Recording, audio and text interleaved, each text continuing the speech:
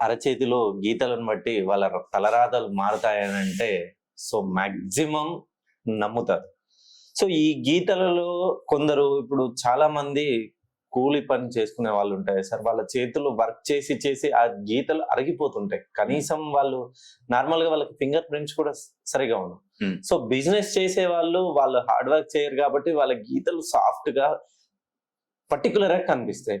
So వీళ్ళు work చేయడం వల్లనే వాళ్ళ ధనరేఖ ఏమన్నా లాస్ అవుతుందా? అసలు ఈ గీతలు చేంజ్ చేస్తే వాళ్ళ తలరాతలు ఏమైనా మారే ఛాన్స్ ఉంటుందా? మీరేమైనా చేయగలుగుతారా?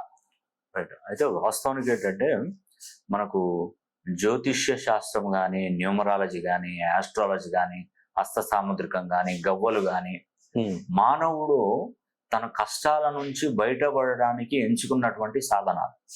ఓకే. ఏదైనా. అవును సార్. మానవుడు ఆకలి అవుతుందని చెప్పేసి వాడికి పంట పండించుకుంటే ఆకలిని తీరుస్తుంది కాబట్టి వాడు కష్టపడి ఆ పంటను పండించుకొని తింటున్నాడు. అంటే మానవుడికి కష్టం కలగకుండా ఈరోజు విమానాలు కనుక్కున్నారు, బస్సులు కనుక్కున్నారు, టెలిఫోన్లు కనుక్కున్నారు, యంత్రాలను కనుక్కున్నారంటే దీనికి కారణం ఏంటంటే మానవుడికి ఆల్టర్నేట్ గా చేసేటువంటి యంత్రాలు ఇవన్నీ. వాళ్ళను ఇబ్బంది పడకుండా అదృష్టాన్ని తీసుకురావడానికి, వాళ్ళ కష్టపడకుండానే వాళ్ళు బాగుపడడానికి తీసుకొచ్చేటువంటి యంత్రాలు ఇవన్నీ. ఉదాహరణకి హస్త సాముద్రికం ఉంది.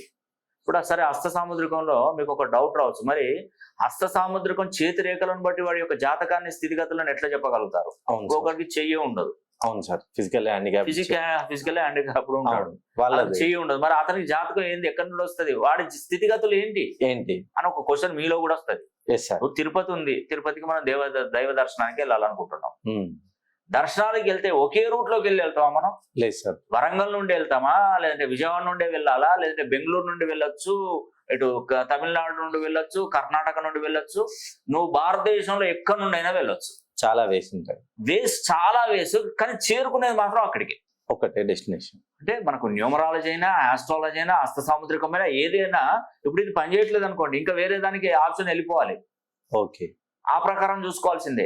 ఓకే. అంటే రకరకాలుగా మనం చూడాల్సిందే. ఒక ఇల్లు కట్టగానే మనం ఏం చేస్తాం, ప్రతిదీ పూజా గదని, వంట రూమ్ అని, బెడ్రూమ్ అని, బాత్రూమ్ అని, కిచెన్ ఇవన్నీ పెట్టుకుంటాం కదా. అవును సార్. సో మనకు ఒకటే దాంట్లో మనం చేయలేము, ఏ పని చేయలేము. బాత్రూమ్ స్నానం చేస్తాం, అన్నీ వండుకొని తినగలుగుతాం, తినలేము. డిఫరెంట్ మనకు అన్ని అనుకూలంగా ఉండాల్సిందే. హస్త సాముద్రికం అనేది చాలా గొప్ప విషయం అండి. ఓకే. ధనరేఖ అనేది ఉంటది కొంతమందికి, కొందరికి ధనరేఖ లేకుండానే ధనవంతులుగా ఉన్న వాళ్ళు ఉంటారు. ఓకే. డిఫరెంట్ గా ఉంటుంది. వాళ్ళకి సూక్ష్మ రేఖలు ఉంటాయి. మనం అనుకుంటాం మనకు రేఖ ఒకటి అడ్డం ఒకటి